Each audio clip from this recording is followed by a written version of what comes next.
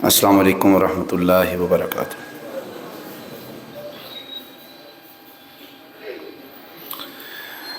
الحمد للہ وحدہ والصلاة والسلام علی من لا نبی بعدہ، اما بعد فاعوذ باللہ من الشیطان الرجیم، بسم اللہ الرحمن الرحیم۔ قال اللہ سبحانہ وتعالی فی کلامہ المجید والفرقان الحمید، ومن آیاتہ ان خلق لکم من انفسکم ازواجا لتسکنوا الیہا، وقال اللہ سبحانہ وتعالی علی مقام آخر وعاشروہن بالمعروف، صدق اللہ العظیم۔ اب سب ایک دعا پڑھی، اللہم صلی علی محمد وعلی آل محمد کما صلیت علی ابراہیم وعلی آل ابراہیم انک حمید مجید۔ اللہم بارک علی محمد وعلی آل محمد کما بارکت علی ابراہیم وعلی آل ابراہیم انک حمید مجید۔ ربنا آتنا فی الدنیا حسنۃ وفی الآخرۃ حسنۃ وقنا عذاب النار۔ ربنا ظلمنا انفسنا وإن لم تغفر لنا وترحمنا لنكونن من الخاسرین۔ ربنا افرغ علینا صبرا وثبت اقدامنا وانصرنا علی القوم الکافرین۔ یا رب لک الحمد کما ينبغی لجلال وجهک وعظیم سلطانک، سبحان اللہ وبحمدہ سبحان اللہ العظیم، سبوح قدوس ربنا ورب العرش العظیم۔ نہایت ہی قابل صد احترام حاضرین و حاضرات، بزرگوں، بھائیوں، دوستوں، نوجوان ساتھیوں، ماؤں بہنوں، بچوں اور بچیوں،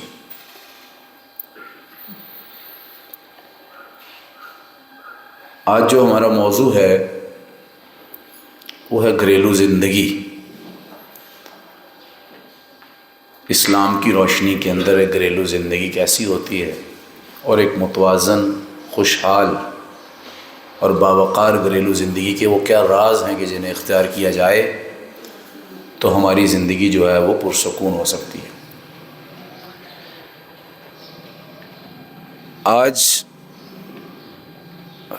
آج کی انسانی زندگی کا اور انسانی معاشرے کا سب سے بڑا المیہ اگر ذکر کیا جائے، اور المیہ اور ٹریجڈی کا ذکر کیا جائے، تو یقین مانیے ہمارا معاشی معاملہ پہلے سے بہتر ہوا ہے۔ یہ بزرگ تشریف فرما ہیں، بیٹھے ہوئے ہیں۔ آج سے 40-50 سال پہلے تو لوگوں کے مالی اور معاشی معاملات حالات ایسے نہیں تھے،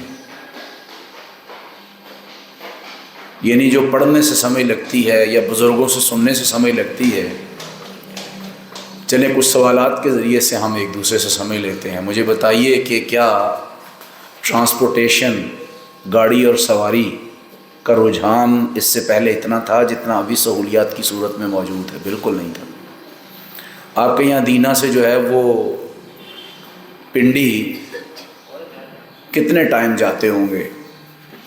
یار پورے دینا کے اندر کتنے لوگوں کے پاس حتیٰ کہ سائیکل تھا؟ سائیکل، موٹر سائیکل کی تو بہت بعد کی بات آئی ہے، گاڑی تو بہت بعد کی بات آئی۔ اب تو اگر کسی فرد کے پاس اپنی گاڑی میسر نہ بھی ہو تو بھی وہ شخص اتنی سہولت ضرور رکھتا ہے کہ وہ ایک اچھی سواری کے ذریعے سفر کر سکتا ہے۔ اپنے گھروں کو دیکھ لیجئے، یعنی اب آپ کو آپ کے گاؤں کے اندر بھی شاید خال کوئی بہت کم کوئی کچا گھر نظر آئے گا۔ آج سے 40-50-60 سال پیچھے چلے جائیے تو یہ جو نصف صدی کے اندر انسان نے اپنے بود و باش کے اعتبار سے، اپنے روزگار اور معاش کے اعتبار سے، حتیٰ کہ اپنے پہناوے کے اعتبار سے، یعنی یہ بات آپ سے بھولی ہوئی نہیں ہے، بالکل بھولی ہوئی نہیں ہے کہ بڑے بھائی کے کپڑے چھوٹے کر کے چھوٹا بھائی پہنتا تھا۔ اور یہ بات خواتین کو بھی بھولی ہوئی نہیں ہے، آج کی بچیوں کو شاید یاد نہیں ہے کہ شادی بیاہ کے موقع کے اوپر یا کسی گھر کے کسی خاص فنکشن کے موقع کے اوپر یہ خواتین محلے داری کی بنیاد پہ ایک دوسرے سے کپڑوں کا تبادلہ کرتی تھی. بھولی ہوئی نہیں ہے بات. آپ لوگ معاشی طور پہ ٹھیک ہوئے ہیں, آپ لوگوں کی بد و باش ٹھیک ہوئی ہے, آپ لوگوں کے رہن سہن کے سارے انداز میں بہتری آئی ہے, بہت بہتری آئی ہے. یعنی یہ بزرگ بیٹھے ہیں, ان سے پوچھیں کہ انہوں نے اپنی جوانی جو گزاری ہے وہ دوپہر میں ان لوگوں نے سالن کھا کے نہیں دیکھا, چٹنی نہیں میسر ہوتی تھی, یہ چیزیں یہ دستیاب نہیں ہوتے تھے, حالات اتنے اچھے نہیں تھے, روزگار کے وسائل اتنے زیادہ نہیں تھے, مواقع اتنے زیادہ نہیں تھے. جہاں ایک طرف آپ لوگوں کو یہ اس بات, اچھا گھر میں پوری آبادی کے اندر ایک کہیں فون لگا ہوا ہوتا تھا. آپ کہیں گے نہیں ٹیکنالوجی ترقی کر گئی ہے اس لیے ہاتھ میں موبائل آ گیا ہے. جس صرف ترقی کی وجہ نہیں ہے, اس وقت لوگ اس بات کو افورڈ نہیں کرتے تھے, اس بات کی استعداد اور صلاحیت نہیں رکھتے تھے کہ وہ لگا سکیں اور خرید سکیں. تھوکنی پہ آگ روشن کی آپ لوگوں نے, انگیٹھی پہ آپ لوگوں نے کیا کیا ہے, آگ کا الاؤ جلایا, اس پہ ہنڈیاں پکائی ہے. لیکن ابھی تو بدوباش بہت ٹھیک ہو گئی ہے. جہاں ایک طرف آپ کو اپنی زندگی کی اس معاشی رہن سہن, گھر بار, مکانات, اسی طرح ٹرانسپورٹیشن کے حوالے سے آپ کو جو بہتری واضح طور پہ نظر آ رہی ہے, کوئی تھوڑا فرق نہیں پڑا, واضح فرق پڑا. وہیں پر دوسری چیز بھی آپ سمجھیں گے, وہ کون سی چیز ہے جس کو آپ سمجھتے ہیں, جانتے ہیں. جو مٹھاس اور رکھ رکھاؤ, جو پیار اور جو مروت آج سے 40, 50, 60 سال پہلے تھا معاشرے کے اندر, زندہ معاشرہ تھا, زندہ, جو مروت تھی, جو لحاظ تھا, جو رکھ رکھاؤ تھا, جو ایک دوسرے کا چاؤ تھا, اپنائیت تھی, ایک اپنا پن تھا, اپنا پن,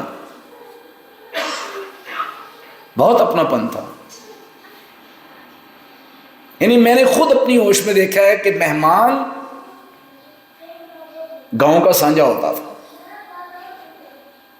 درد اتنے سانجے تھے کہ کسی گھر کی بیٹی کو اللہ نہ کرے کسی مشکل کا سامنا کرنا پڑ جائے تو پورا گاؤں سوگوار تھا, پورا محلہ سوگوار ہوتا تھا.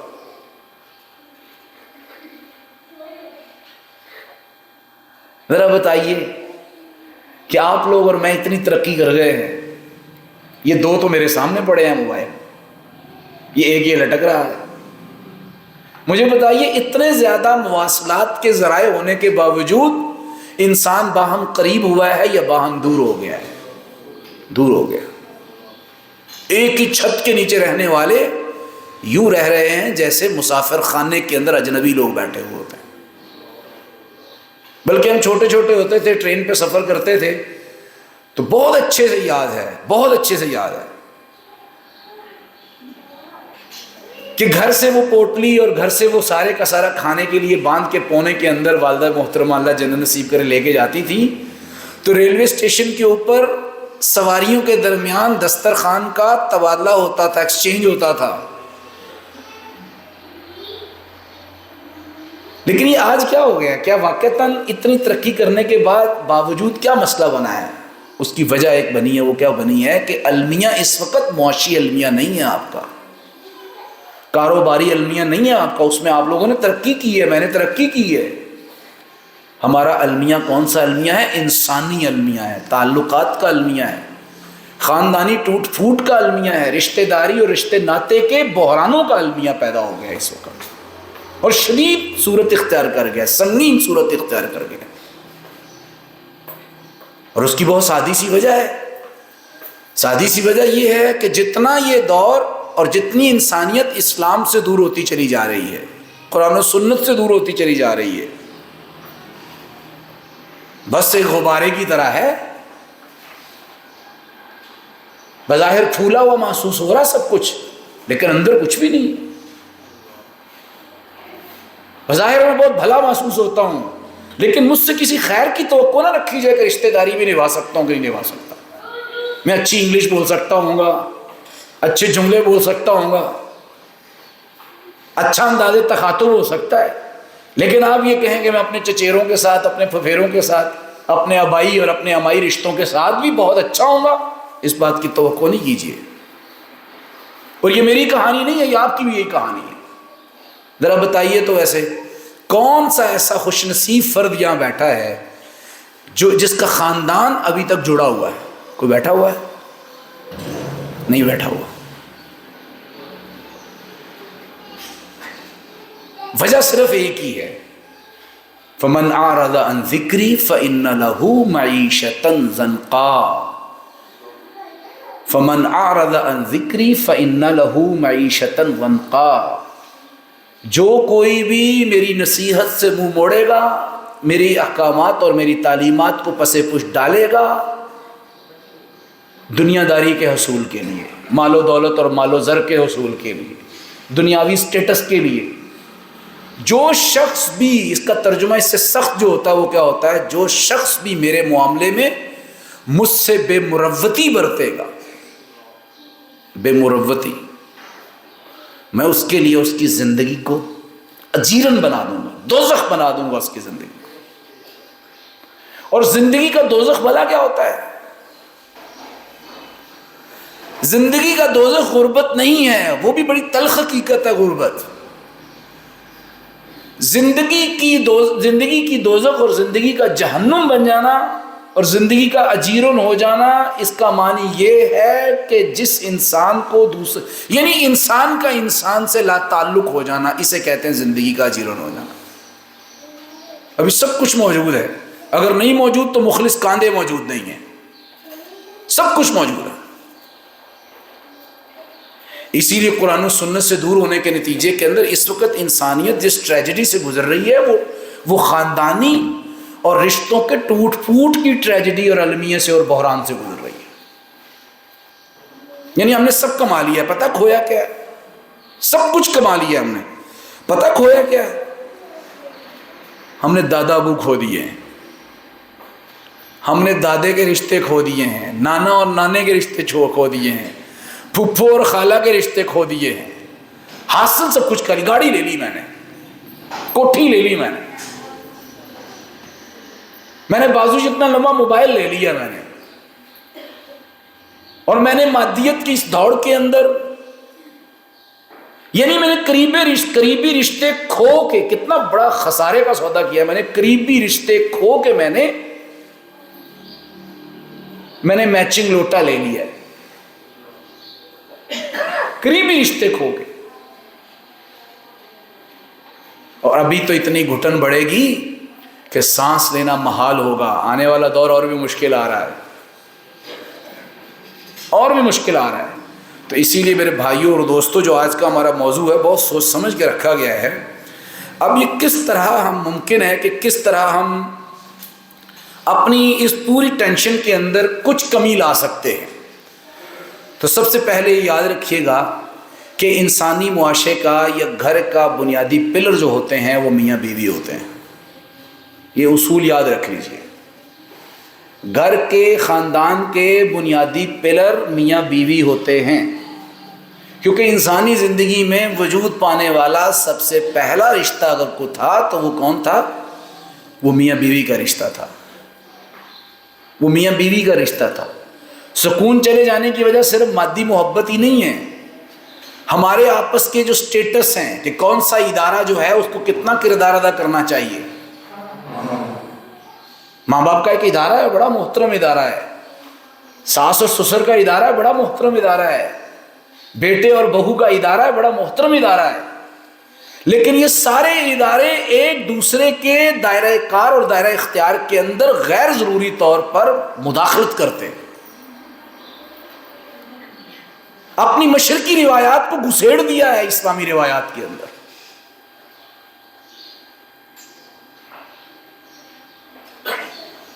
ہر طرح کا ادارہ دوسرے ادارے کو برداشت کرنے کے لیے اور قربانی دینے کے لیے تیار ہی نہیں ہے سرے سے. اسی لیے پہلی حقیقت یاد رکھیے. وہ کون سی حقیقت ہے؟ یہ بالکل اسلام کی روح سے بتائی جا رہی ہے. سب سے پہلا ادارہ اور تعلق جو دنیا میں وجود پایا تھا وہ کون سا تھا؟ وہ میاں بیوی کا تعلق تھا. کیونکہ میاں بیوی کے تعلق نہیں اور اس قانونی حیثیت نہیں، کل کو ماں باپ کا روپ اختیار کرنا، روپ دھارنا. اسی میاں بیوی کے اور مرد عورت کے اسی باقاعدہ تعلق نے کل کو کیا بننا ہے؟ کل کو ماں باپ بننا ہے، نسل انسانی چلانی ہے. تو انسانیت کی افزائش اور بڑھوتری اور ترقی کے لیے بنیاد کی حیثیت رکھنے والا جو ادارہ ہے وہ کون سا ادارہ ہے؟ وہ میاں اور بیوی کا ادارہ ہے. اسی لیے اسے سہولت دیا کرے. وہ اممیچور ہوتے ہیں، نا تجربہ کار ہوتے ہیں، ان سے غلطیاں ہونی ہیں. اس کا یہ مطلب نہیں ہے کہ میاں اور بیوی کا رشتہ ہے باقی سارے رشتے کسی کام کے ہی نہیں ہیں، اور میاں بیوی شادی کرنے کے بعد باقی تمام رشتوں کو کہ جس کی وجہ سے ان کو اللہ تعالیٰ نے وجود بخشا ہے، یا جو دائیں بائیں ان کی سارے حفاظت کے اور تحفظ کی ضمانت ہیں، وہ ان کو کچھ سمجھے ہی نہ.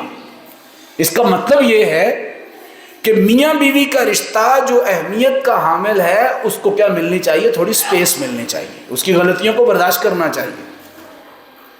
تو اللہ تبارک و تعالیٰ نے میاں بیوی کے رشتے کے بارے میں یہ سب سے پہلا مقصد کیا بتایا کہ اس کو سکون اور محبت کا ذریعہ بنائیے.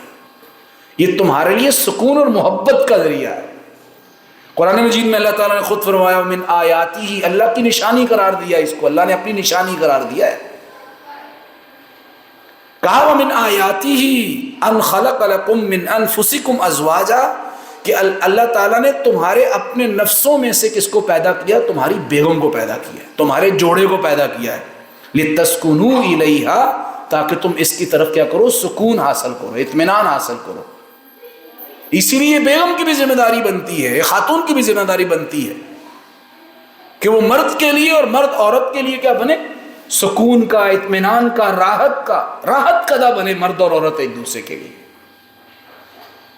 لیکن یہاں چونکہ لتسکنوا الیہا آیا ہے تو سکون فراہم کرنا اولین درجے کے اندر کس کی ذمہ داری ہے؟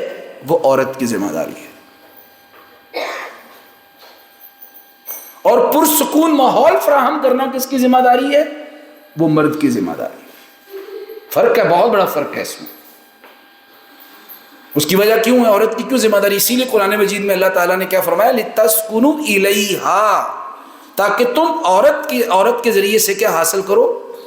اس کی بڑی سادی سی وجہ ہے. مرد جب باہر سے آتا ہے نا گھر، اچھا اب یہاں چونکہ مرد بیٹھے ہوئے ہیں، ادھر اس طرح خواتین بیٹھی ہوئی ہیں، تو اب یہ سمجھ رہے ہوں گے کہ بس مردوں کے بارے میں، خواتین کے بارے میں بات ہو رہی ہے. نہیں، میں جب اپنی بیٹی کو رخصت کر کے بھیجوں تو اسے تمیز دے کے بھیجوں گا.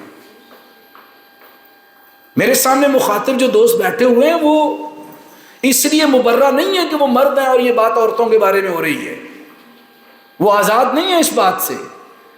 باپ کی حیثیت میں ان کی ذمہ داری بنتی ہے کہ وہ اپنی بیٹی کو یہ تربیت دے کے بھیجیں کہ کل کو انہوں نے اگلے گھر میں جا کے اپنے شوہر کے لیے سکون کا باعث بننا ہے، اطمینان کا باعث بننا ہے.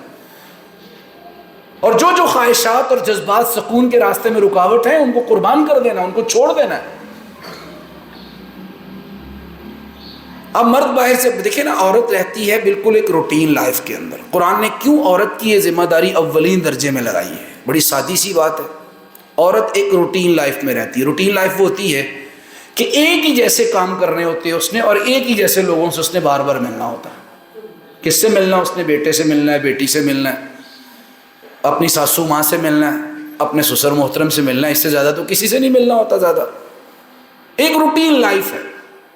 مزاجوں سے شناسائی ہوتی ہے کہ کون کس وجہ سے نالاں ہوتا ہے، ناراض ہوتا ہے، خفا ہوتا ہے، سب پتہ ہوتا ہے.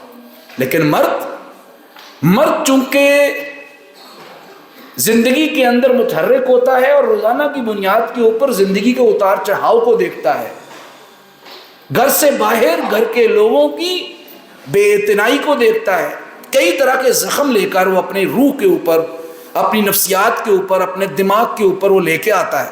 لوگوں کی بے مروتی کی وجہ سے گالیاں سن کے آتا ہے، وہ بے مروتی، آفس سے وہ جھڑکیں کھا کے آتا ہے، غیر ضروری پریشر لے کے آتا ہے وہ.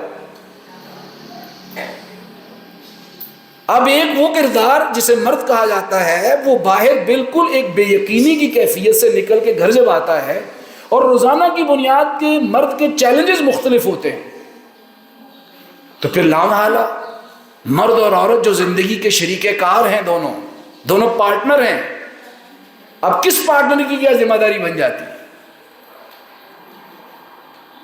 مرد یہ دوڑ دھوپ اس لیے کر رہا ہے کہ اس نے پرسکون ماحول فراہم کرنا ہے، گھر میں ضروریات پوری کرنی ہے، اس نے نان نفقہ پورا کرنا ہے، اس نے تحفظ دینا ہے،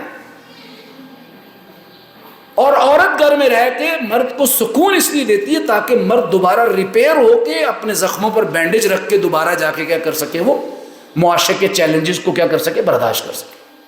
اس لیے بہت ضروری ہے کہ نکاح کے بنیادی مقصد کو سمجھا جائے۔ نکاح کا بنیادی مقصد جسموں کا ملاپ نہیں ہے، نفسیاتی، جذباتی، روح کی تسکین ہے، روح کی تسکین۔ بصورت دیگر تو یہ چیزیں کہیں سے بھی میسر آ سکتی ہیں۔ تو اسی لیے اللہ تبارک و تعالیٰ نے یہ ارشاد فرمایا، اور کیا ارشاد فرمایا کہ یہ جو ایک تعلق ہے، یہ تعلق کون سا ہے؟ یہ تعلق ایک دوسرے کو سکون دینے والا تعلق ہے، راحت دینے والا تعلق ہے۔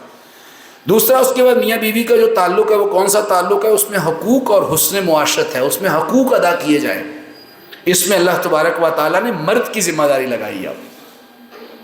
اب یہ مرد کی ذمہ داری ہے، جہاں سکون فراہم کرنا عورت کی ذمہ داری ہے، محبت کے ذریعے مرہم رکھنا، بینڈیج رکھنا، پٹی رکھنا، زخموں کو بھرنا، یہ عورت کی ذمہ داری ہے۔ پٹی لا کے دینا کس کی ذمہ داری ہے؟ یہ مرد کی ذمہ داری ہے۔ وہیں پر آپ حقوق ادا کرنا کس کی ذمہ داری ہے؟ کہا وَعَاشِرُوهُنَّ بِالْمَعْرُوفِ، اپنی عورتوں کو تم بھلے انداز میں رکھا کرو۔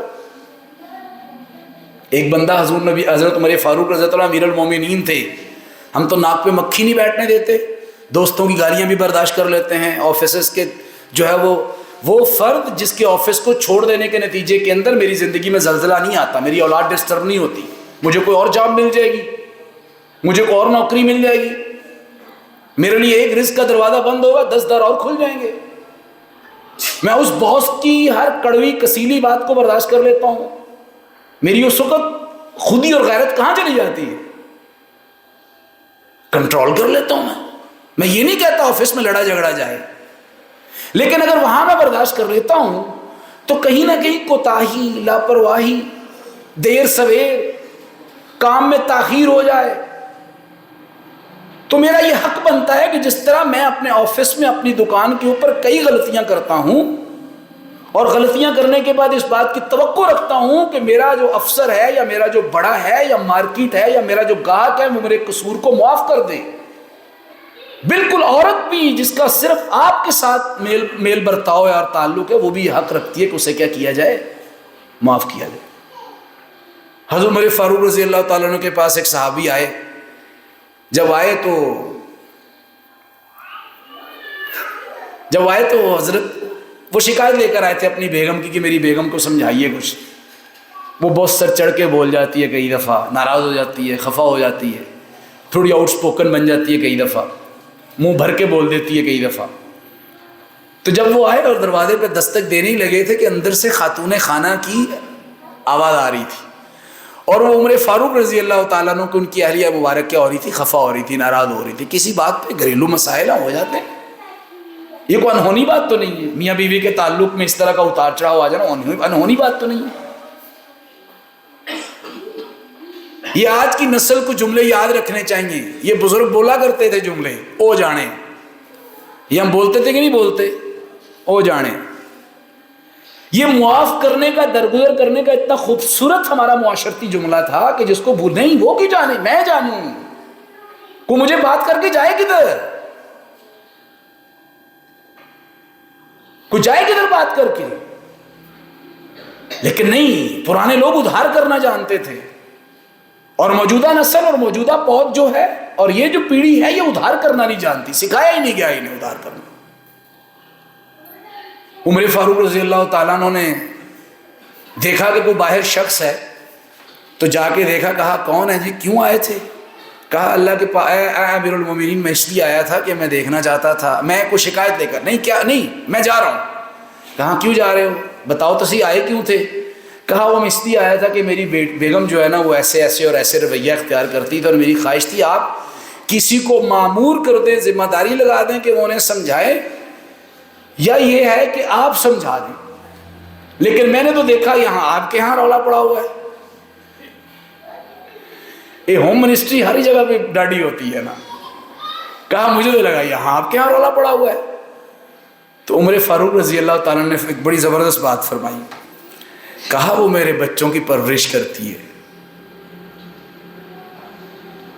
عورت آدھی رہ جاتی ہے، خدا کی قسم مجھے یہ بات بولتے ہوئے کوئی شرم نہیں آ رہی جو میں بولنے لگا ہوں۔ آپ ذرا ایک بچہ پیدا کر کے دکھائیں، آپ 5 دن بچے کے ساتھ گھر رہ کے دکھا لیں، آسان کام نہیں ہے۔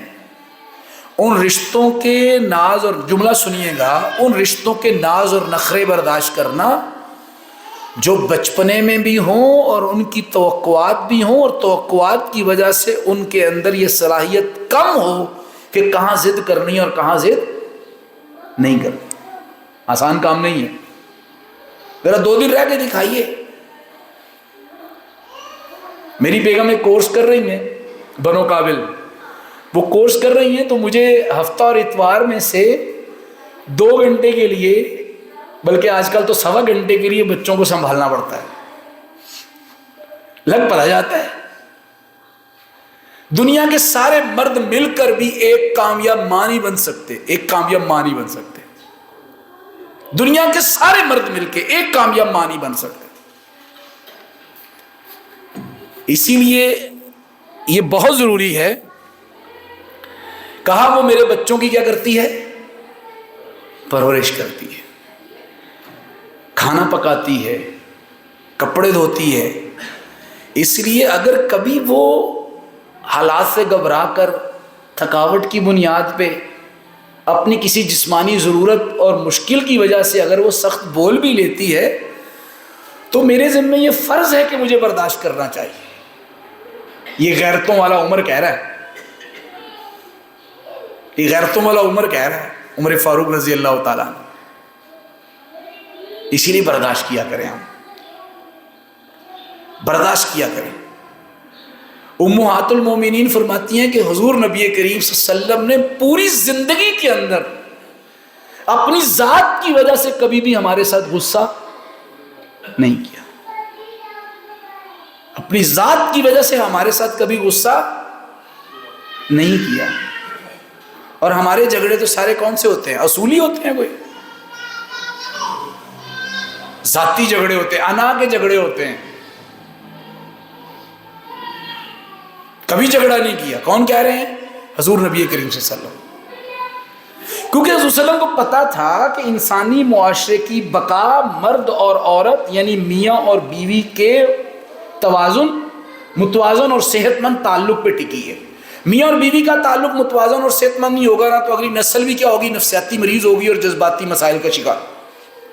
یہ جو اسکولوں کو پڑھتے اور پڑھاتے ہیں یہ بہت اچھے سے جانتے ہیں، جو بچہ سنگل پیرنٹ ہوتا ہے، جس کی ماں نہیں ہوتی یا باپ نہیں ہوتا، یا جن کے گھروں کے اندر لڑائی اور جھگڑا ہوتا ہے، ان بچوں کی آنکھوں کی اداسی واضح طور پہ پہچان دے رہی ہوتی ہے کہ ان کے گھر میں کوئی مسئلہ ہے۔ آپ اپنے خاندان میں دیکھ لیے وہ بچے آپ کے کہ جو بروکن فیملی سے تعلق رکھتے ہیں، یا جہاں گھر کا ماحول ٹینس ہوتا ہے، ماں باپ کو اور باپ ماں کو برداشت کرنے کے لیے تیار نہیں ہوتا، ساس اور سسر کے جھگڑے ہوتے ہیں، آپس میں معاشرتی جھگڑے جو ہوتے ہیں وہ کیا کرتے ہیں، نفسیاتی اور جذباتی بیماری کو جنم دیتے ہیں۔ یہ یاد رکھیے گا، کیونکہ میری اصل حیثیت، بنیادی حیثیت میری کون سی ہے، وہ معاشرتی ہے، معاشی نہیں ہے، معاشی نہیں ہے۔ میں معاشرتی مخلوق ہوں، سماجی مخلوق ہوں، حیوان بھی نہیں بولنا ہم نے اپنے آپ کو، ہم معاشرتی مخلوق ہیں، ہم معاشی مخلوق نہیں ہیں۔ ہماری معاشرتی زندگی تباہ اس لیے ہوئی ہے کہ ہم نے رشتوں کو اور معاشرتی تعلقات کو معاشرتی اصولوں پر پرکھنے کی بجائے معاشی اصولوں پہ پرکھنا شروع کر دیا ہے۔ کون کتنا لے کے آیا ہے، کون کتنا دے گا، کس کے پاس کتنا مال و دولت ہے، اس بنیاد پہ ہم پرکھتے ہیں ایک دوسرے کو۔ اور کس بنیاد پہ؟ رشتہ دینے والا معاملہ بھی یہی ہوتا ہے ہمارا، اور کون سا ہوتا ہے، لینے والا بھی یہی معاملہ ہوتا ہے۔ تو اسی لیے ہماری اصل معاشرتی مخلوق ہونا ہے، ہماری اصل معاشی مخلوق ہونا نہیں ہے۔ میرے لیے وجہ افتخار یہ نہیں ہے کہ گاڑی ہے کہ نہیں ہے، بنگلہ ہے کہ نہیں ہے، کپڑے کیسے پہنے ہوئے ہیں۔ میرے لیے وجہ افتخار یہ ہے کہ میں انسانی بستی میں بستے ہوئے انسانوں کے لیے کیسا ہوں۔ تو اسی لیے اللہ تبارک و تعالیٰ نے فرمایا وَعَاشِرُوهُنَّ بِالْمَعْرُوفِ، ان کے ساتھ کیا رہا کرو، تم بھلے انداز میں رہا کرو۔ اسی طرح یہ جو رشتہ ہے نا، یہ محبت اور خوش مزاجی کا رشتہ ہے۔ کون سا رشتہ ہے؟ محبت اور خوش مزاجی کا۔ فرمایا تم عورتوں کے ساتھ اچھا سلوک کیا کرو۔ کیسا سلوک؟ اب ماڈل بھی دیکھ لیں۔ اما عائشہ فرماتی ہیں، ایک صحابیہ نے پوچھا آپ کے ساتھ آپ کے شوہر یعنی نبی محترم کا تعلق کیسا ہے؟ کہا بڑا خوبصورت تعلق ہے، وہ میرے ساتھ گڈی گڈا بھی کھیلتے ہیں۔ یہ جان بوجھ کے میں لفظ بول رہا ہوں، کون سے کیا کھیلتے ہیں؟ گڈی گڈا بھی کھیلتے ہیں۔ وہ جب گھر پہ ہوتے ہیں تو سارا وقت میرے ساتھ گزارتے ہیں۔ میرے ساتھ سے مراد یہ ہے کہ اہلیہ کے ساتھ گزارتے ہیں، پورا وقت دیتے ہیں، پھر جب گھر ہوتے ہیں۔ لیکن اب تو ایک مصیبت اور بھی آ گئی ہے، میں گھر پہ ہوتا ہوں تو میں تو اس کے ساتھ کھیلتا ہوں۔ ایک مصیبت تو یہ بھی آ گئی ہوئی ہے ہمارے گھر میں، ایک سوتن ہے پوری کی پوری ایک سوتن ہے جو گھر میں آئی ہوئی ہے۔ میں گھر کے جھنجھٹ میں باہر اندر لے کے آ جاتا ہوں۔ کبھی وہ فٹ بالر اور کامیاب ہو سکتا ہے کہ جو کھیل کے میدان کے جھگڑوں کو باہر اندر پیویلین کے اندر اور اپنے ریسٹ روم کے اندر اور کمرے میں لے جائے اور کھلاڑیوں سے جھگڑتا پھر تم نے مجھے موڈا کیوں مارا تھا، کاندھا کیوں مارا تھا، مجھے جرک کیوں کیا تھا تم نے۔ یعنی جو گھر والوں کا ٹائم ہے وہ بھی میں کن کو دے رہا ہوتا ہوں۔ تو اسی لیے عائشہ فرماتی ہیں کہ حضور نبی کریم صلی اللہ علیہ وآلہ وسلم کیا کیا کرتے تھے؟ وہ میرے ساتھ گڈی گڈا بھی کھیلا کرتے تھے۔ تو کیا حرج ہے میں گھر والوں کے ساتھ بیٹھ کے تھوڑی دیر لوڈو کھیل لوں، تو کیا حرج ہے؟ لگا لے مفتی فتویٰ، کوئی حرج نہیں۔ ہر وہ کھیل حرام ہے۔ آپ مقابلے میں قرآن مجید کی آیات پڑھیں اور اس کے اوپر آپ انعام رکھ دیں کہ جو جیتے گا اسے ملیں گے، وہ بھی حلال نہیں رہے گا۔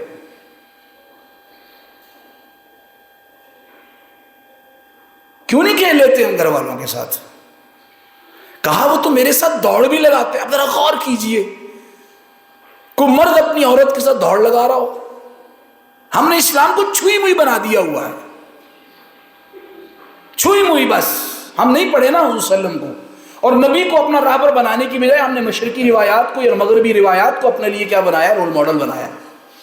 کہا دوڑ لگاتے تھے وہ میرے ساتھ۔ اب ظاہری بات ہے دوڑ لگانے کے لیے ایسا تو نہیں روڈ پہ دوڑتے ہوں گے، کسی ایسی جگہ دوڑتے، تبھی تو خبر مل رہی ہے نا، خبر دے رہی ہے، تبھی تو باہر سے بات نہیں آئی کہ وہ دیکھو دیکھو حضور صلی اللہ علیہ وسلم اور ان کی نہیں، اما عائشہ خبر دے رہی ہیں۔ اس کا مطلب ہے کسی اور کو پتہ نہیں ہے۔ کسی ایسی جگہ دوڑ لگاتے ہوں گے جہاں نظر نہیں آتا، کسی صحرا میں چلے گئے تو چلو عائشہ بھاگو دیکھتے ہیں کون جیتتا۔ اور کہا کہ دوڑ لگاتے ہوئے اکثر ایسا ہوتا تھا کہ مجھے پتا تھا کہ حضور صلی اللہ علیہ وسلم مجھے جتوا رہے ہیں، اور جیتنے کے بعد کہتے تھے عائشہ آج پھر جیت گئی۔ تو ایکنالج کرنا، رشتوں کو امپورٹنس دینا، عزت دینا، ان کی نظروں میں انہیں بڑا بنانا۔ یہاں لیکن ہم تو جیتنے کی کوشش کرتے ہیں رشتوں کو، مطلب بات کر کے تو جائے گی ادھر۔ تو اسی لیے کہا کہ ان کے ساتھ تم کیا کیا کرو؟ بھلائی کیا کرو۔ اچھا پھر جب ہم گھر کی بات کرتے ہیں نا، تو گھر کی بات کرنے میں ایک اور بات بھی آتی ہے۔ قرآن مجید میں اللہ تبارک و تعالیٰ نے اس رشتے کے بارے میں یہاں کئی دفعہ بات ہوئی ہے، پہلے بھی 2 دفعہ لباس قرار دیا۔ اللہ تعالیٰ نے فرمایا ہن لباس لکم وانتم لباس لہم۔ بہت متوازن رشتہ ہے یہ، عورت کی بھی ذمہ داریاں لگائی ہیں اور مرد کی بھی ذمہ داریاں لگائی ہیں۔ جب یہ کہا تمہارے لیے لباس ہے، تم ان کے لیے لباس ہو، تو بات ہی ختم کر دی کہ 2 طرفہ یہ تعلق ہوگا، یک طرفہ نہیں ہوگا۔ ہاں اگر کہیں تمہیں تمہارے تعلق میں یک طرفہ محبت اور احساس اور مروت محسوس ہونے لگ جائے تو میری حدیثوں کا ایک دوسرا پیکج متوجہ ہوگا۔ وہ کیا ہوگا؟ کہ جو تمہیں نہ دے تم اسے دو، جو تم سے کٹے تم اسے جڑو، جو تمہیں محروم رکھے تم اسے محروم نہ رکھو۔ جو رشتوں کو بچانے کی کوشش کرے گا، اللہ تعالیٰ نے فرمایا ہے، اور اپنے حق سے دستبردار ہو جائے گا، حق پر ہوتے ہوئے بھی، قیامت کے دن وہ مجھ سے اپنا کیا لے لے؟ حق لے لے. یعنی اسلام نے اس رشتے کو، انسانوں کے رشتے کو، چاہے وہ کسی بھی نوعیت کا رشتہ ہو، اسے قانونی حیثیت میں فیصلے کی بنیاد پہ نہیں باندھا، بلکہ کس بنیاد پہ باندھا ہے؟ اخلاق کی بنیاد پہ باندھا ہے. برداشت، صبر، کم پہ راضی ہو جانا، او جانے کوئی بات نہیں، اللہ اور دے گا بیٹا، کوئی بات نہیں، گھر بچاتے ہوتے ہیں، مسی پھکی سن لیتے ہیں، کوئی مسئلہ نہیں ہے. لیکن اگر پیچھے سے بھائی یہ کہیں ماشاءاللہ تیرے پر مر نہیں گئے، کوئی مسئلہ ہے تو فون کر چھوڑی تو. لیکن اگر ایک بھائی کہے کہ دیکھو ماں باپ نے آپ کو بڑا کیا ہے، پالا پوسا ہے، تربیت دی ہے، پڑھایا اور لکھایا ہے، اب آپ کو کم از کم اپنا گھر تو ڈیل کرنا آ جانا چاہیے. ڈگری ہولڈر ہو، منہ ٹیڑھا کر کے انگلش بولتی اور بولتے ہو، اپنا گھر تو ڈیل کرنا آ جانا چاہیے. کم از کم برداشت کرنی تو کم از کم پیدا ہو جانی چاہیے اپنے اندر. اتنا ایگوئسٹک تو نہیں ہونا چاہیے، خود پسند تو نہیں ہونا چاہیے کہ آپ اپنے جذبات کو کمپوز نہ کر پائیں اور اپنے اندر برداشت نہ پیدا کر پائیں اور اپنی زندگی کو جذبات کی بنیاد پہ کسی جناب ڈرامے کی سکھاوٹ کی بنیاد پہ تباہ کر لیں. تو اسی لیے اللہ تبارک و تعالیٰ نے لباس قرار دیا. اور لباس کے بارے میں موٹی موٹی باتیں میں آپ کی خدمت میں رکھ دیتا ہوں. لباس کا لفظ قرار دے کے مرد کو عورت اور عورت کو مرد کے برابر کھڑا کر دیا ہے بنیادی حقوق کے معاملے میں. میں دوبارہ دوہرا دیتا ہوں، کوئی فوقیت نہیں ہے مجھے میری بیگم کے مقابلے میں. ایک فوقیت ہے بس، وہ کون سی ہے؟ وہ انتظام و انصرام کی ہے، وہ تحفظ دینے کی ہے، اور اسی کے نتیجے میں میرا ایکسپوئر زیادہ ہوگا مرد کی حیثیت میں، تو حتمی فیصلہ لینے کی کیا ہے؟ میرا اختیار. حتمی فیصلہ، حتمی بول رہا ہوں، حتمی سے پہلے مشاورت کرنا مرد کے ذمے ہے کہ وہ عورت سے کیا کرے؟ یہاں فیصلہ کر دیتے ہیں بیٹی فلاں جگہ دینی ہے، وہ جس نے جمی ہوئی ہے اس سے تو پوچھ لو یار. نہیں بس میں نے کہہ دیا نا فلاں جگہ بیٹی دینی، وہاں دینی ہے بس. کتنی جاتی ہے یار، اس کی لختے جگر ہے وہ، کتنی جاتی ہے.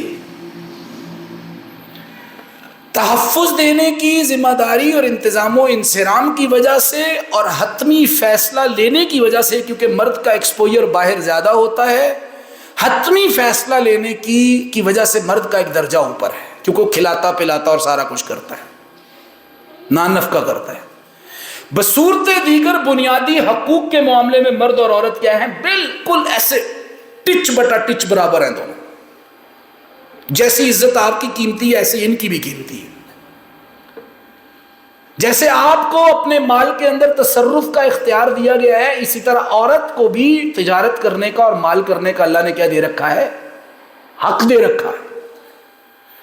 یہ الگ بات ہے کہ عورت کی سیکیورٹی کے لیے اللہ نے فرمایا ہے کہ جب تم اپنے مال میں تصرف کرنے لگو تو اپنے شوہر کو کس میں لے لیا کرو؟ اعتماد میں لے لیا کرو، علم میں لے آیا کرو. آپ گاڑی خریدنے لگی ہو، آپ گھر خریدنے لگی ہو، ایسا تو کتنا برا لگے گا کہ جا کے خود ہی خرید کے تو آ جائے. بس مرد کو اعتماد میں لے، اور مرد کی ذمہ داری ہے کہ وہ اجازت دے اور آزادی دے، اور اگر کہیں خطرہ بھانپ رہا ہے تو سمجھائے کہ نہیں یہ خطرہ ہے. اسی طرح جس طرح جان آپ کی قیمتی ہے، اسلام کہتا ہے عورت کی بھی جان ویسے ہی قیمتی ہے. اگر مرد عورت کے اوپر کسی بھی جسمانی اور جانی تشدد کو یا قتل کی روش کو اختیار کرے گا تو اسی مرد کو اس عورت کے بدلے میں کیا کیا جائے گا؟ قصاص کے طور پہ مارا جائے گا یا قصاص کے طور پہ سزا دی جائے گی. ایک تو یہ بات کی. دوسری بات یہ ہے کہ جس طرح لباس جسم کی حفاظت کرتا ہے، بالکل دونوں ایک دوسرے کو لباس ہو تو تمہیں ایک دوسرے کی کیا کرنی ہے؟ حفاظت کرنی ہے. یہاں کی بات وہاں اور وہاں کی یہاں نہیں کرنی. اپنے اندر ہی معاملات کو حل کرنا ہے. بالکل وہ ماں باپ مخلص نہیں ہوتے اپنی بیٹی کے ساتھ، اور وہ بیگم اپنے شوہر کے ساتھ مخلص نہیں ہو سکتی. وہ 1000 دفعہ سچی ہو، 1000 دفعہ سچی ہو. دیکھیں سچا ہونا اور مخلص ہونے میں کیا ہوتا ہے؟ فرق ہوتا ہے. ضروری نہیں کہ ایک بندہ سچا بھی ہو تو مخلص بھی ہو، اور یہ ضروری نہیں کہ ایک بندہ مخلص ہو اور اس کے ساتھ دوسرے کا سچا بھی ہو، وہ سچا بھی ہو. نہیں، 1000 دفعہ عورت اور مرد کیوں نہیں سچے اپنے موقف میں، لیکن اگر وہ مخلص ہیں تو ان کا سچا موقف بھی ان کے علاوہ کہیں اور غیبت کے طور پہ اور چغلی کے طور پہ جانا نہیں چاہیے۔ جی میں تو سچی بات کرتی ہوں اور میں تو سچی بات کرتا ہوں، میں تو یہ ان کے منہ پر بھی کہہ دیتی ہوں اور کہہ دیتا ہوں۔ بھئی آپ سچی ہو سکتی ہیں، آپ سچے ہو سکتے ہیں، لیکن آپ کے رشتے کے اخلاص کا تقاضا یہ ہے کہ آپ کی یہ سچائی کہیں باہر نہیں جانی چاہیے۔ آپس میں جھگڑا کرو نا، آپس میں قائل اور مائل کرو ایک دوسرے کو، سر پھوڑو ایک دوسرے کو، کوئی مسئلہ نہیں ہے۔ جب آپ باہر نکلتے ہیں تو پھر شیطان بیچ میں کیا کرتا ہے؟ گھس جاتا ہے، کیونکہ ماں بیچاری مضبوط نہیں ہوتی، اس سے بیٹی کے آنسو برداشت ہوتے ہیں کیا؟ باپ بیچارہ مضبوط نہیں ہوتا، وہ اپنے بیٹے کے ساتھ ہونے والے اس زیادتی کو، جس کو بیٹا پیش کر رہا ہے کہ فلاں خاتون اور لڑکی میرے ساتھ زیادتی کر رہی ہے جس کو آپ بیاہ کے لائے تھے، جب دونوں مخلص ہوتے ہیں باپ تو پھر وہ نہیں بیچارے جذباتی کیفیت میں آ کے نہیں کر پا رہے ہوتے کام۔ تو گویا کہ لباس جس طرح ہماری حفاظت کرتا ہے، مرد کو عورت کی اور عورت کو مرد کی چاہیے کہ عزت، جان، مال کی اور آبرو کی کیا کرے وہ، اور اس کے رشتوں کی حفاظت کرے، رشتوں کی حفاظت کرے۔ دوسرا کیا کرتا ہے؟ حیاداری ہوتی ہے، رشتوں میں حیاداری ہونی چاہیے۔ لباس حیا کا پیکر ہے نا، تو دونوں ایک دوسرے کا حیا کریں، لحاظ رکھیں، کم پہ راضی ہو جائیں، زیادہ دینے کی کوشش کریں، مزاج کی قربانی کریں، حیا کریں کچھ۔ پھر لباس کیا کرتا ہے؟ وہ بنیادی طور پہ ہماری شخصیت کو سنوارتا ہے۔ تو مرد کو چاہیے کہ وہ عورت کی صلاحیتوں میں اضافہ کرے، اور عورت کو چاہیے کہ وہ مرد کی صلاحیتوں میں کیا کرے؟ اضافہ کرنے والے، دبانے والے نہ ہو دونوں ایک دوسرے کو، نشوز نہ ہو۔ قرآن مجید نے کہا نشوز، برتری حاصل کرنے کی خواہش، تھلے لا کے رکھنا ہے۔ گھر تباہ ہو جاتے ہیں نشوز کے چکر میں۔ اور رشتوں کو جس طرح خوبصورت، لباس کو خوبصورت رکھا جاتا ہے، اسی طرح رشتوں کو بھی خوبصورت رکھا جاتا ہے۔ اسی طرح رشتوں میں اتنی بے تکلفی ہونی چاہیے آپس میں کہ اگر کسی موقع کے اوپر لباس جس طرح گندا ہو جائے، اس سے غلطی ہو جائے تو اتار نہیں پھینکتے ہوتے چوک اور چوراہے کے اندر، بلکہ اسے دھو دھا کے دوبارہ قابل استعمال بنایا جاتا ہے۔ بالکل رشتوں کے اندر بھی بے تکلفی یہ ہونی چاہیے کہ مرد عورت کی اصلاح کرے اور اسے یہ ڈر نہ ہو کہ عورت ناراض ہو جائے گی، اور عورت مرد کی اگر اصلاح کرے تو مرد کی مردانگی راستے میں رکاوٹ نہ بن جائے، اور عورت کو یہ احساس ہو کہ میرا شوہر مجھ سے ناراض نہیں ہوگا اگر میں نے کوئی بات کہہ بھی دی تو وہ عزت نفس کا مسئلہ نہیں بنا لے گا۔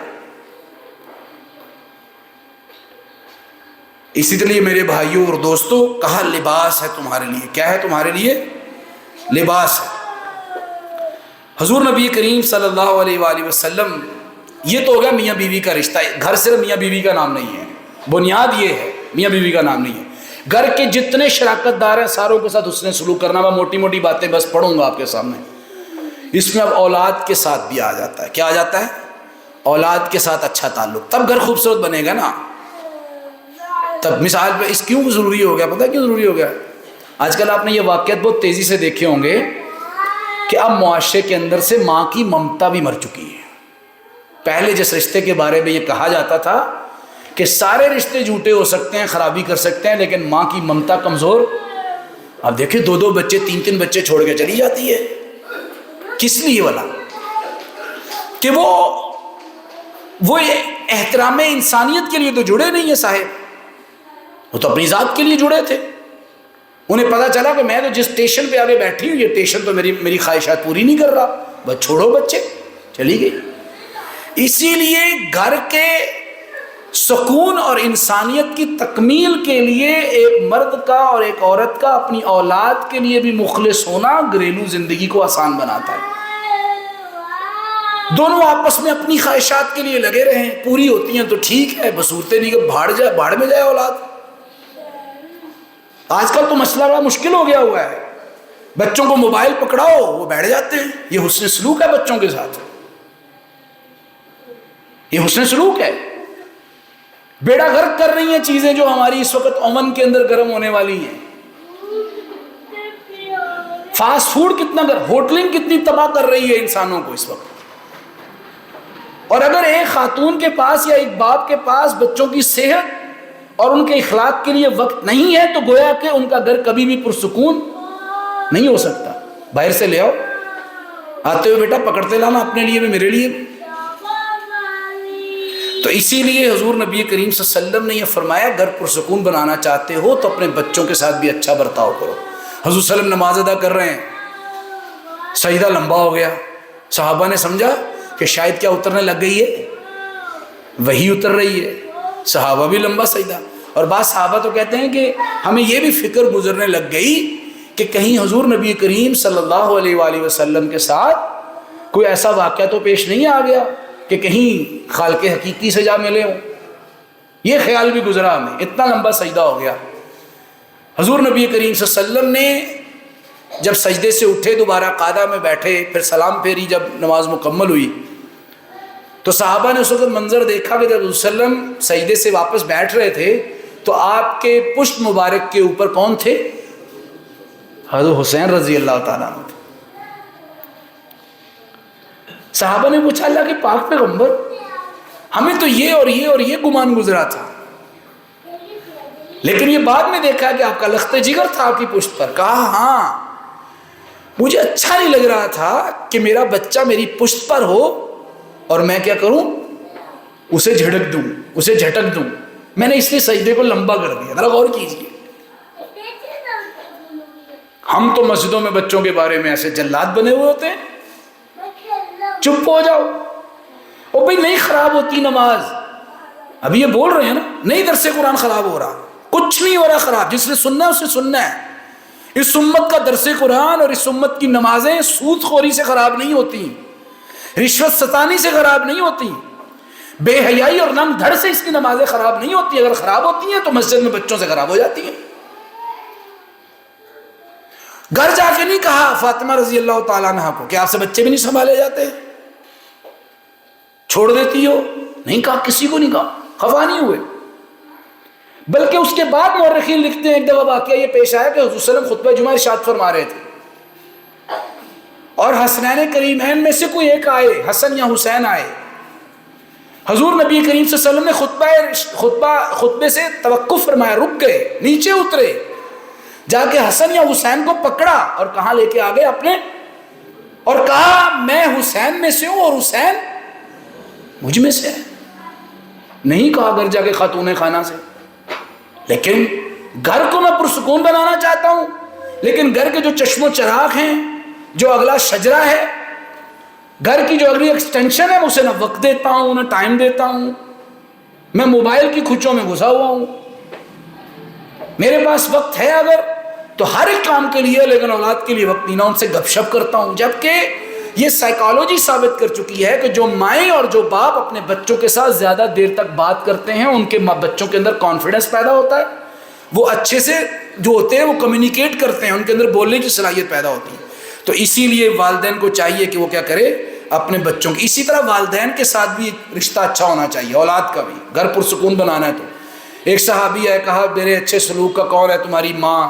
میرے اچھے حسن سلوک کا کون مستحق ہے؟ تمہاری ماں۔ پھر کہا کون ہے؟ تمہاری ماں۔ پھر چوتھے درجے پہ جا کے کیا کہا؟ تمہارا باپ۔ یہ مردوں کو تسلیم کر لینا چاہیے، یہ نبی نے سٹیٹس دیا ہے، یہ نبی نے سٹیٹس دیا ہے۔ عورت کا بڑا مقام ہے، مرد کو عورت نے جنا ہے، عورت کو مرد نے نہیں جنا۔ اور اس کا یہ بھی ایک مطلب ہے کہ عورت کو اپنی ذمہ داریاں سمجھنی چاہیے، تفاخر میں نہیں آ جانا چاہیے، احساس برتری میں آ کے کسی غرور اور تکبر اور غلط فہمی کا شکار بھی نہیں ہو جانا چاہیے۔ جہاں پر اللہ نے آپ کو یہ مقام دیا ہے کہ 75% انسانیت کا آپ ہے، 25% مرد ہے، وہیں پر آپ کی ذمہ داریاں بھی 75% بڑھ جاتی۔ جہاں آپ کے قدموں تلے اللہ نے جنت رکھی ہے تو اس کا یہ مطلب نہیں ہے کہ آپ فخر کریں، اس کا مطلب یہ کہ ذمہ داری ادا کیجیے، اب آپ کے بس میں ہے، جنت اللہ نے رکھ دی ہے، اب آپ اپنے بیٹے کو جدھر لے کے جانا چاہتے ہیں لے جائیں اپنی اولاد کو۔ اسی لیے میرے بھائیوں اور دوستوں، والدین کا احترام، اور آخری بات جو آپ کی خدمت میں عرض کرنی ہے وہ بڑی اہم ہے، اس خاندانی نظام کی ٹوٹ پھوٹ میں آپ کا کردار نہیں ہے، ڈائریکٹ آپ کا کردار نہیں ہے، میرا کردار نہیں ہے، ڈائریکٹ انسان کا ڈائریکٹ کردار نہیں ہے، موجودہ تہذیب ہے جو خاندانی نظام کو توڑنا چاہتی ہے۔ موجودہ نظام ہے، آپ کا نظام تعلیم کیا مرد اور عورت کو، کیا نو بیاہتے جوڑے کو، کیا میاں اور بیوی کو، کیا بچوں اور بچیوں کو آنے والی زندگی کے بارے میں کوئی تربیت دے رہا ہے؟ نہیں دے رہا۔ آپ کا جتنا سارے کا سارا انٹرٹینمنٹ کا، میڈیا کا، ڈراموں کا، فلموں کا سارے کا سارا سلیبس اور کنٹینٹ ہے وہ اس خاندان کے در پہ ہے۔ جھگڑوں کے علاوہ اور خود پسندی کے علاوہ دکھایا کیا جا رہا ہے؟ عیاشیوں کے علاوہ دکھایا کیا جا رہا ہے؟ وہاں پہ لگژری لائف کے علاوہ دکھایا کیا جا رہا ہے؟ غربت کو شرمندگی بنا کے وہاں پیش کیا جاتا ہے۔ اسی لیے جو موجودہ تہذیب ہے کہ جس کی بائی پروڈکٹ یہ ہے، یہ جو آپ اور میں خاندانی نظام کے ٹوٹ پوٹ کو دیکھ رہے ہیں، یہ لازمی نتیجہ ہے کہ اگر اسی تہذیب کے درمیان ہم زندگی گزاریں گے تو یہ تہذیب مرد اور عورت کے مادر پدر آزاد تعلق کی حامی ہے۔